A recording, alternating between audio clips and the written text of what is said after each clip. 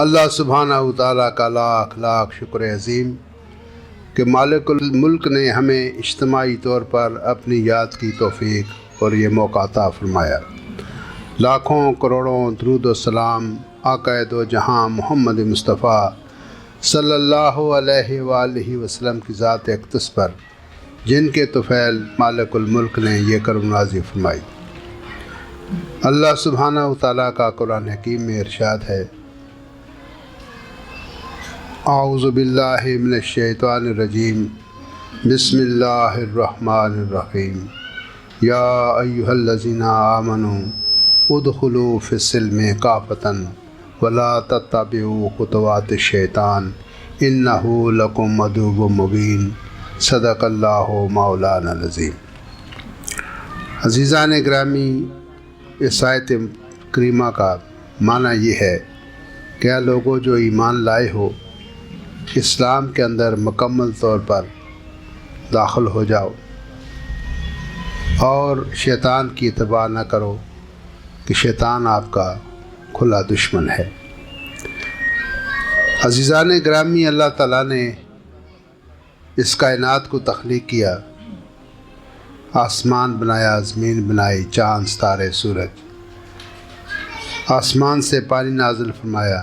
انسانی ضرورت کے لیے جو چیز بھی ضروری تھی اللہ سبحانہ و تعالیٰ نے مہیا فرمائی، اور آخر میں ایک چیز کی جو کمی تھی وہ ہدایت کی تھی، تو اللہ سبحانہ و تعالیٰ نے 1,34,000 پیغمبر اس کرۂ ارض پر اتارے، مبعوث فرمائے، اور ساتھ آسمانی کتب کا بھی نزول کیا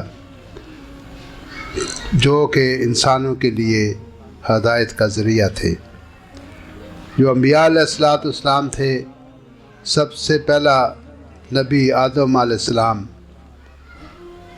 وہ جو آئے اس دنیا میں اس کرۂ ارض پر، تو انہوں نے بھی اللہ تعالیٰ کا جو کی طرف سے ان کو ہدایت ملتی تھی وہ عوام الناس تک اس کو پہنچاتے تھے، اور اس طرح سے یہ سلسلہ جاری رہا، اور آخر میں خاتم النبیین صلی اللہ علیہ وسلم ان پر آ کے یہ سلسلہ اختتام پذیر ہوا۔ اللہ سبحانہ و تعالیٰ نے وہ ہدایت کا جو سلسلہ تھا اس کی تکمیل کر دی، اور قرآن کی صورت میں اللہ تعالیٰ نے مکمل کتاب، ایک ضابطہ حیات امت محمدیہ کو عطا کر دی۔ اور پیغمبروں کا جو آنا تھا اس کا مقصد صرف اتنا تھا کہ وہ عملی طور پر جو بھی ہدایات من جانب اللہ ہوتی تھیں ان پر عمل پیرا ہو کر نبی بتاتے تھے، مظاہرہ کرتے تھے، ڈیمانسٹریٹ کرتے تھے۔ ایک بڑی عجیب بات ہے جو میں ابھی آپ کو بتانے والا ہوں کہ سب سے پہلے تو اس وقت انسان عمل پیرا ہوگا کسی چیز پر جب اس کو تسلیم کر لے اور مان لے۔ اقرار باللسان و تصدیق بالقلب، زبان سے اس سے اقرار کرے اور دل اس کا تصدیق کرے۔ تو سب سے پہلی چیز تو اللہ پر ایمان لانا ہے، آمنت باللہ و ملائکتہ و کتبہ و رسلہ، تو اللہ تعالیٰ کے وجود کو تسلیم کرنا کہ اللہ ہے، the existence of God، وجود باری تعالیٰ کو تسلیم کرنا کہ اللہ ہے۔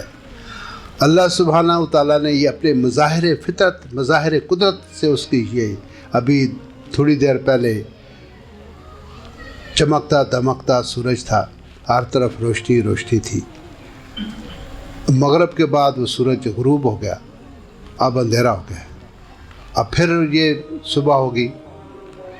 تو یہ کون ہستی ہے جو یہ سورج کو جو گھماتی ہے، زمین کی محوری گردش ہوتی ہے، یہ موسم پیدا ہوتے ہیں، کبھی گرمی ہوتی ہے، کبھی سردی ہوتی ہے، کبھی خزاں ہوتی ہے، کبھی بہار ہوتی ہے، کبھی راتیں بڑی ہو جاتی ہیں، دن چھوٹے ہو جاتے ہیں، کبھی دن بڑے ہو جاتے ہیں، راتیں چھوٹی ہیں۔ کون سی قوت ہے، کون سی طاقت ہے؟ اور یہ جو پھول ہے، ان کے اندر جو خوشبو ہے، جو ان کے اندر رنگ ہے، وہ کون سی حنائی انگلیاں ہیں جو ان کے اندر رنگ بھرتی ہیں؟ اور یہ جو ہم پھل فروٹ، سبزیاں، ترکاریاں کھاتے پیتے ہیں، اور ان کے اندر جو ذائقہ ہے، جو مٹھاس ہے، جو لذت ہے، وہ کون بھرتا ہے؟ ایک آپ کی پکولا کی فیکٹری ہے، وہ بہت دور ہاب ریور روڈ پر اس کو لگاتے ہیں کہ مشینوں کی کڑکڑاہٹ سے عوام ڈسٹرب نہ ہوں.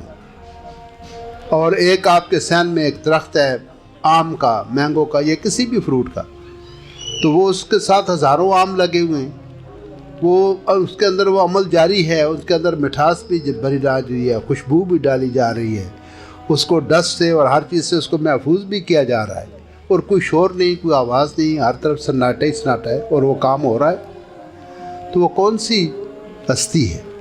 وہ ذات پاک اللہ سبحانہ و تعالیٰ. تو یہ مظاہر قدرت سے اللہ سبحانہ و تعالیٰ کی اس جو کائنات کے اندر جو چیزیں ہیں، ان کو ہم دیکھتے ہیں تو ہمیں احساس ہوتا ہے اور ہم یقین ہوتا ہے کہ کوئی ایسی طاقت، کوئی ایسی ہستی، کوئی ایسی ذات ہے جو اس نظام کائنات کو چلا رہی ہے جی.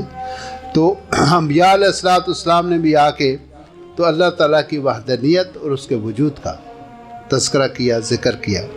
اور جس وقت انسان اس کو مان لیتا ہے، تسلیم کر لیتا ہے، اس پر ایمان لے آتا ہے کہ اللہ کے وجود پر کہ اللہ ہے، تو اس میں سب سے پہلا جو کام ہے جو انسان اللہ تعالیٰ سے قائم کرتا ہے تعلق، وہ نماز کا تعلق ہے، نماز کا. اور آج دن تک بہت سارے تشنگی ہے، بہت سارے سوالات ہیں کہ یہ نماز کیوں ہے، کس لیے ہے، یہ 5 ٹائم کیوں جماعت کھڑی ہوتی ہے، کیوں اللہ تعالیٰ کا بار بار پتہ نہیں 360 سب سے زیادہ ذکر ہے نماز کا، نماز قائم کرو. اور جب سٹارٹ ہی ہوتا ہے قرآن حکیم تو اس میں بھی ذکر نماز کا ہوتا ہے کہ الصلاۃ و معراج المومنین، کہ نماز جو ہے وہ مومن کی معراج ہے. الصلاۃ و عماد الدین، نماز جو ہے وہ دین کا ایک ستون ہے. تو اس کی بھی بڑی ایک یہ سمجھنے والی بات ہے کہ اللہ سبحانہ و تعالیٰ نے سب سے پہلے قرآن کا جو آغاز ہوتا ہے وہ سورہ فاتحہ سے ہوتا ہے. فاتحہ کہتے ہیں چابی کو، کی. فاتحہ جو ہے اگر اسی لیے اللہ سبحانہ و تعالیٰ نے اس کو سب سے پہلے نازل فرمایا قرآن حکیم میں، سب سے پہلے فاتحہ، کہ اس سے قرآن کے بھی جتنی تعلیمات ہیں اس کا دروازہ ہے اسی سے کھلتا ہے. جنت کا دروازہ بھی اسی سے، اللہ کی طرف جانے کا راستہ بھی اسی سے، نماز کا راستہ بھی اسی سے. اسی لیے اس کو کہتے ہیں فتح. فتح مطلب کھل جانا، افتاح، فتح ہونا. تو اس میں اللہ سبحانہ و تعالیٰ بہت عظیم، جب ہم رکوع کرتے ہیں تو ہم اس کو کہتے ہیں سبحان ربی العظیم، سبحان ربی العظیم، پاک ہے میرا رب، سبحان ربی، پاک ہے میرا رب العظیم. بہت بڑا، کتنا بڑا، جس کی بڑائی کی کوئی حد ہی مقرر نہیں، کتنا بڑا ہے سبحان ربی العظیم. تو جس وقت ہم کسی بھی بڑے آدمی کے سامنے حاضر ہوتے ہیں تو ایک تو اس کا روب ہوتا ہے، دبدبہ ہوتا ہے، اور جو بندہ جاتا ہے اس کے دل میں اس شخص کی جو آگے بیٹھا ہوا ہے اس کے مرتبے کو وہ جانتا ہے، اس کے جو اس کے اندر ایبلٹیز ہے اس کو سمجھتا ہے. تو اس میں 3 چیزیں ہیں. ایک ادب، احترام، رسپیکٹ. دوسری چیز ڈسپلن، اس کو قائم رکھنا. تیسری چیز اس کی ذات پاک کو، اس کی صفات کو اور اس کے تمام ان چیزوں کو تسلیم کرنا. تو جس وقت تقاضا یہ ہے کہ اگر ہم کسی افسر کے بھی سامنے پیش ہوتے ہیں تو بڑے ادب سے، کہ کہیں ایسا نہ ہو کہ کوئی گستاخی ہو جائے یا کوئی ایسی چیز ہم سے، کوئی ایسی حرکت ہو جائے جس سے صاحب ناراض ہو جائے، صدر مملکت یا پریزیڈنٹ آف پاکستان یا کوئی بھی ہیڈ آف اسٹیٹ یا کوئی بڑا آدمی ہے. تو اس طرح سے اللہ سبحانہ و تعالیٰ نے سب سے پہلے تو اپنا تعارف کرایا، اپنا الحمدللہ رب العالمین، یہ سب سے پہلے آیا کہ تمام تعریفیں واسطے اللہ تعالیٰ کے ہیں. کوئی تعریف اگر کسی انسان کے یا کسی چیز کے اندر بھی کوئی صفت ہے تو وہ بھی صفت اللہ تعالیٰ، تعریف اللہ کی ہے. جیسے میں پہلے بیان کر چکا ہوں کہ اگر پھول کے اندر خوشبو ہے اور پھول کا گلاب کا پھول ہے، اس کی بڑی حسین پھول ہے، بڑی اچھی رنگ، اور کئی قسم کا گلاب ہے اس میں۔ آپ نے دیکھا ہوگا کالے رنگ کا بھی گلاب ہوتا ہے، ہلکا گلابی ہوتا ہے، گہرا گلابی بھی ہوتا ہے، کئی قسم کے پھول ہیں وہ پھول، لیکن گلاب بھی کئی قسم کا ہے۔ یہ اس کی ذات پاک ہے، جیسا چاہے فعال لما یرید، جو وہ چاہتا ہے وہ کرتا ہے۔ ہیں جی، انکا علی کل شیء قدیر، ہر چیز پر قادر ہے، جو چاہے سو کرے۔ میں آپ مریدوں کو بتاتا تھا، ان کو پوچھے نا آپ سے کبھی کوئی مل جائے، رشیا کا مل جائے، چائنا کا مل جائے، جو خدا کو مانتے نہیں، اور آپ سے پوچھیں آپ اللہ اللہ کرتے ہیں، اللہ کیا ہے؟ تو آپ یہ کہیں گے کہ جو چاہے سو کرے اس کو اللہ کہتے ہیں، جو چاہے سو کرے اس کو اللہ کہتے ہیں جی۔ تو اس کی مرضی کی بات، کوئی ڈیفینیٹ بات نہیں ہے، ڈیفینیٹ نہیں ہے، وہ جو چاہے سو کرے۔ وہ پہلے اس کا بڑا بھائی ہوتا تھا ڈاکٹر واسف، تو شام کو میرے ساتھ جایا کرتا تھا، اس کو وہ سائنس پڑھتا تھا۔ میں نے اس سے کہا بھئی تم کیا پڑھتے ہو؟ اس نے کہا جی باٹنی پڑھتا ہوں۔ کیا پڑھتا ہوں؟ باٹنی۔ تو میں نے کہا یار ہم نے تو سائنس نہیں پڑھی، ہم تو آرٹس پڑھتے رہے ہیں، اور ہم تو فقیر لوگ ہیں، قرآن کی وہ بات ہو، حدیث کی بات ہو وہ ہم بتائیں گے، تو باٹنی کی بات آپ ہیں، ہمارا یہ پیکٹ ہوگا کہ سائنس کی باتیں آپ مجھے بتانا اور دین کی باتیں میں آپ کو بتاؤں۔ وہ گپ لگاتے تھے۔ چلتے چلتے اس سے مجھے کہا پیر صاحب لال بیگ آپ نے دیکھا ہے؟ میں نے کہا جی ہاں دیکھا ہے۔ اس نے کہا جی اس لال بیگ کو اگر آپ مسل دیں پاؤں کے نیچے، اس کو ختم کر دیں تو اس میں سے بلڈ نہیں نکلتا، سفید سفید کو مادہ نکلتا ہے، کیونکہ اس کے اندر خون ہوتا ہی نہیں۔ جب خون نہیں ہوتا تو پھر دل بھی نہیں ہوتا، اس کے اندر دل بھی نہیں ہے۔ ہم جو بھی چیز ہے، حیوان ہو یا انسان ہو، اس کے اندر دل ہے، اور اس کے اندر خون گردش کرتا ہے، اور دل کے ذریعے دل پمپ کرتا ہے، اس کے پورے جسم سے لے کے آتا ہے، پھر اس کو تک ڈسٹریبیوٹ کرتا ہے، تک سپلائی کرتا ہے، سپلائی دیتا ہے، ہیں جی۔ تو وہ ایک چیز جو ہے اس کے اندر خون ہی نہیں ہے، تو پھر اس کا دل بھی نہیں ہے۔ تو اگر اللہ چاہے تو دل کے بغیر بھی زندہ رکھے، وہ چلتا بھی ہے، پھرتا بھی ہے، کھاتا پیتا بھی ہے، اڑتا بھی ہے۔ وہ لال بیگ کو ابھی کا آپ دیکھیں گے تو اڑتا بھی ہے، تھوڑی دور تک فلائی کرتا ہے۔ تو اللہ جو چاہے سو کرے، ہاں جی، چاہے تو وہ ذریعہ آپ دیکھتے ہیں کہ عورت اور مرد جب دو ملتے ہیں تو تیسرا پیدا ہوتا ہے۔ تو اللہ نے چاہا تو بن باپ کے عیسیٰ کو پیدا کر دیا، اور نہ ماں تھی نہ باپ تھی تو آدم کو پیدا کر دیا۔ فعال لما یرید، جو چاہے وہ سو کرے، ہیں جی، اس کو اللہ کہتے ہیں جی۔ تو پھر ایک دن کہنے لگا کہ جی آپ نے دیکھا ہوگا کہ انسان یا کوئی بھی جاندار چیز وہ آکسیجن کے بغیر نہیں رہ سکتی، آکسیجن کے بغیر نہیں رہ سکتی، اس کی بقا کے لیے آکسیجن کا ہونا ضروری ہے۔ یہ جو درخت ہیں لگے ہوئے ہیں آپ کے قرب و جوار میں، ان کے یہ آکسیجن سپلائی کرتے ہیں، آکسیجن چھوڑتے ہیں، اور کاربن یہ کھاتے ہیں۔ تو انسان آکسیجن اندر لیتا ہے اور کاربن خارج کرتا ہے، وہ درخت لے لیتا ہے، وہ اپنے اندر جذب کر لیتا ہے کاربن کو، یہ اس کو مل جاتی ہے، اور وہ جو چھوڑتا ہے وہ ہمارے یوز میں آتی ہے جی۔ اب سوال یہ ہے کہ سمندر کے اندر لاکھوں کروڑوں اربوں خربوں کے حساب سے انواع و اقسام کی مچھلیاں ہیں، مخلوقات ہیں، تو وہ آکسیجن کہاں سے لیتی ہیں؟ سوال ہے نا بٹ صاحب، وہ آکسیجن کہاں سے لیتی ہے؟ تو آپ نے پڑھا ہوگا کہ یہ جو پانی ہے یہ ہے ہی دو گیسز کا مربع ہے، اس کا مکسچر ہے، آکسیجن اور ہائیڈروجن۔ جو سمندر کا پانی H2O اس کا فارمولہ ہے، 2 سے ہائیڈروجن ہے اور 1 سے آکسیجن ہے۔ اب وہ آکسیجن اس پانی کے اللہ نے اس مخلوق کو پیدا کرنا تھا نا، اس کو قائم رکھنا تھا، مچھلی کو، انسانوں کی خوراک تھی، سمندر کی خوبصورتی تھی، تو لوگوں کا روزگار بھی تھا، ہزاروں لاکھوں لوگ کروڑوں لوگ اس روزگار سے وابستہ ہیں جی۔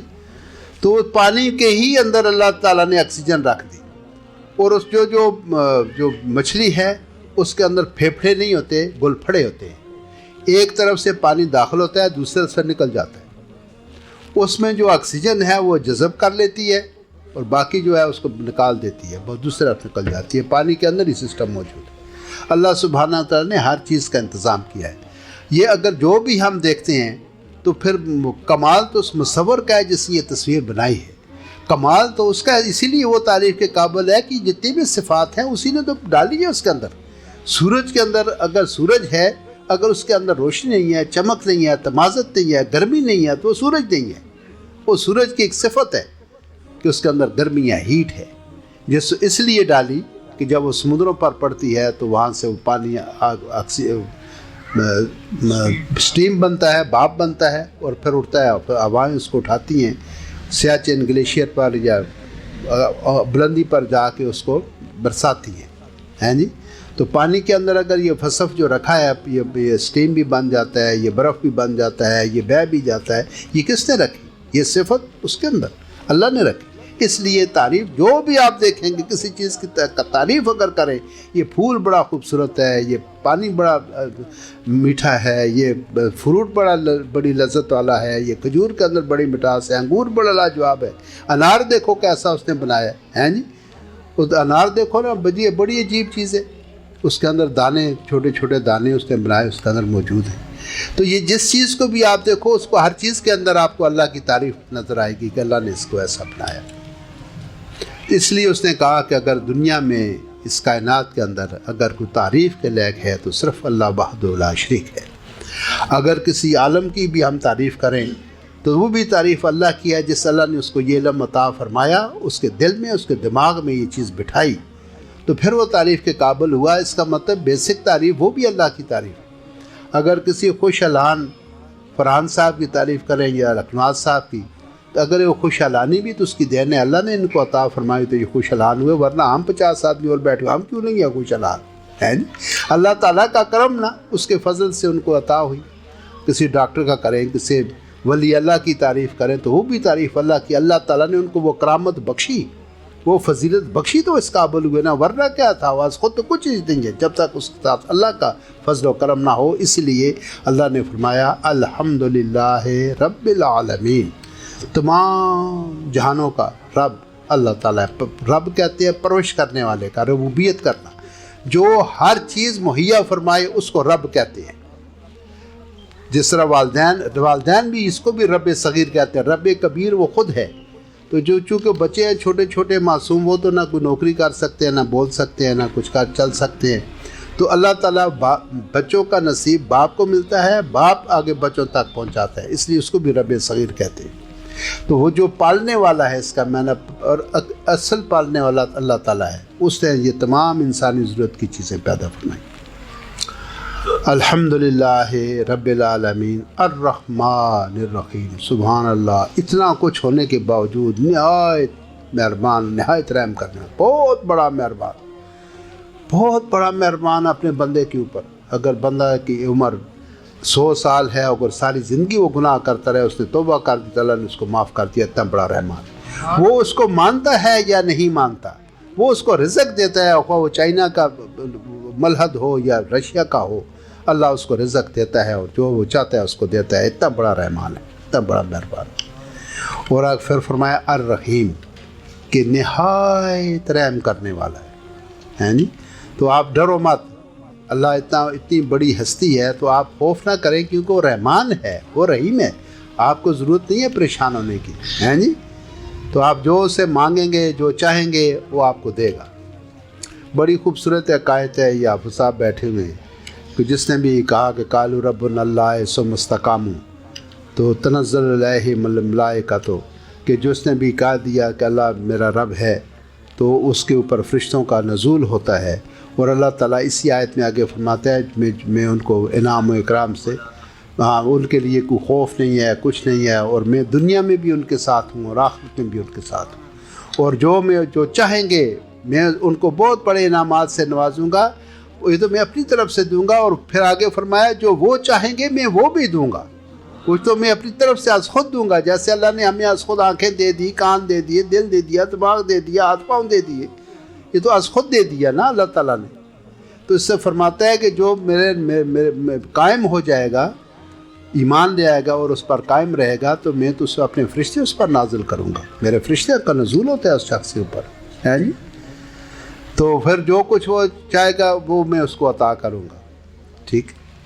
تو رحمان ہوا، رحیم بھی ہوا۔ کتنے ہم گناہ کرتے ہیں، اگر ایک انسان کے اس زمین سے لے کر عرش تک اگر گناہ ہوں تو جس وقت تو توبہ کرتا ہے تو وہ ان کے گناہوں کو معاف کر دیتا ہے، بلکہ اس کے گناہوں کو نیکیوں میں تبدیل کر دیتا ہے۔ تو عزیزان گرامی، اللہ ताला ने अपना तारफ़ कराया अर्रहमान निर्रहीम। फिर आगे फरमाया मालिक यौमिद्दीन, वो मालिक है दिन क़यामत का, यौम एहतसाब काउंटेबिलिटी, जो कुछ हम करते हैं अल्लाह वो अकाउंट हो रहा है उसका। कोई फरिश्ते उसके पहले तो उसने करामन कातिबीन कंधों पर बिठाए हुए हैं, वो लिखते हैं अच्छाई भी और बुराई भी। और कुछ कैमरे जिस तरह लगे हुए हैं, ये सामने बच्चा लेके खड़ा हुआ है या आपके रोडों पर खड़े हुए, जगह जगह दफ्तरों में लगे हुए, बच सकता है कोई आदमी? ये दुनिया का आप इंसान से कोई नहीं बच सकता। तो ये कैमरे की बात करें तो वो भी उसके अंदर जो सिफत है फ़ोटो खींचने की, वो भी तो अल्लाह नहीं बनाई है उसके अंदर सबसे पहले। अच्छा, उसका भी सिस्टम वही है, तो वो भी अल्लाह नहीं बनाया है, क्योंकि इंसान चीज़ लोहा है ना, लोहा। आप उससे रेल की पटरी बना सकते हैं, जहाज़ बना सकते हैं, कार बना सकते हैं, पंखा बना सकते हैं, जो चाहे उसे बना सकते हैं, तोप बना सकते हैं, तलवार बना सकते हैं, जहाज़ बना सकते हैं। ये बना तो सकते हैं, लेकिन लोहा नहीं पैदा कर सकते। लोहा वो नहीं बना सकते, लोहा अल्लाह ताला का पैदा करता है। तो वो पीछे मोहम्मद अली साहब बैठे हैं, बहुत बड़े फ़नकार हैं, तरह तरह की चीज़ें लकड़ी की बनाते हैं, अलमारियाँ, किचन, कुर्सियाँ, मेज़ें, चरपाइयाँ, वो बना तो लेता है, लेकिन लकड़ कहाँ से? लकड़ का बनाने वाला तो खुद है जी। लकड़ उससे बनाई, लकड़ ना होती तो किससे बनाते? लकड़ को कौन पैदा करेगा? हम लकड़ पैदा नहीं कर सकते, उसकी दी चीज़ से हम कुछ इस्तेमाल कर सकते हैं अपनी मर्ज़ी के मुताबिक। तो फिर उसने कहा कि मैं मालिक यौमिद्दीन हूँ, तुम सारे लौट के मेरे पास आओगे और तुमने जो कुछ करते रहे हो, मैंने जहाँ बिठाए हुए हैं लिखने वाले, वो मैं तुम्हारे सामने रख दूँगा। किताब बुक बनी है और कैमरे मेरे लगे हुए हैं, उसमें ऑडियो भी है और वीडियो भी है, वो तस्वीरें मैं बना रहा हूँ। अगर आज अमेरिका बताता है या हमारी जेब में पड़ी, आपके सामने रखा है, आप तस्वीर बना लेते हैं, तो क्या अल्लाह नहीं बना सकता? उससे بعید क्या है? उसी ने तो ये फार्मूला आया ही उसी की तरफ से, उसी की तरफ से है। हाँ, वो ये इंसान को अता करता है। तो इंसान को हमेशा अकाउंटेबिलिटी कि मैं किसी के सामने जवाबदेह हूँ और मैं ऐसा नहीं हूँ। कुल्लु शैइन अहसैनहु मुबीन, एवरीथिंग इज़ कंट्रोल्ड, हर चीज़ का कंट्रोल है, ऐसे फालतू कोई चीज़ नहीं है। कुल्लु शैइन अहसैनहु मुबीन, हर चीज़ कंट्रोल्ड है। तो आगे क्या है ना, मालिक यौमिद्दीन, यहाँ पर आके बात अल्लाह सुब्हानहू तआला का इंट्रोडक्शन, उसकी तारीफ़ यहाँ तक है। उसके बाद फिर इंसान अपनी बात करता है। आपको बड़ी कीमती बात बता दूँ जो आपने सुनी नहीं होगी कभी भी। अगर इंसान को अल्लाह ताला ने बनाया, उसको दिमाग दे दिया, इस दिमाग से इंसान चीज़ें भी बनाता है, तोपें भी बनाता है, मिसाइल बनाता है, रेल की पटरियाँ बनाता है, ये मोबाइल बनाता है, ऐसी चीज़ें जो इंसान के वहम गुमान में वो बना देता है। कानून जहाँ इस्लाम नहीं है वहाँ भी तो जमहूरियत है, डेमोक्रेसी है, वहाँ चलता है ना, दिमाग से बनाता है। अगर वो कह देता कि नमाज़ पढ़ा करो, तो अगर हम तो फिर अपनी मर्ज़ी से पढ़ते ना, को कैसे करता है, को कैसे करता है, को क्या करता है, सिर्फ यही कह देता है नमाज़ पढ़ा करो, तो हमें जैसे अपनी अपनी समझ आती, जरा ऐसे पढ़ना है तो फिर हम वैसे पढ़ते, समझिए। लेकिन अल्लाह सुब्हानहू तआला ने अपने अंबिया के तवस्सुत से, उनके वसीले और उनके ज़रिए से हमें एक के ताकि डिसिप्लिन कायम रहे, कोई इधर ना करे, कोई उधर ना करे। नमाज का तरीका भी मिन जानिबिल्लाह, वहाँ से हमें मिला, खुद बताया, वो खुद बताता है। को जब आदम से ख़ता हुई ना, आदम से कहा कि ला तक़रबा हाज़िही शजरा, तुम और तुम्हारी बीवी घूमो फिरो जन्नत में, लेकिन इस दरख्त के करीब ना जाना, यही बात है ना। तो फ़अज़ल्लहुम शैताना, शैतान ने उनको बहकाया और वो जहाँ नहीं जाना था अल्लाह ने मना किया, वहाँ चले गए और वो दाना खा लिया, यानी वो कानून शिकनी हो गई। तो शैतान से ये कहा इब्लीस से कि आदम को सजदा करो, हैं जी, अबा वस्तकबरा व काना मिनल काफिरीन। सब ने सजदा किया, इसने सजदा नहीं किया, ये भी गुनाहगार हो गया। ठीक, जब इनकी पेशी हुई अल्लाह की अदालत में, तो पूछा शैतान से कि तुम्हें ये हुक्म दिया गया था कि तस्जुदु लि आदमा फसजदू इल्ला इब्लीस, सब ने सजदा किया सिवाय इब्लीस के, तुमने क्यों नहीं किया?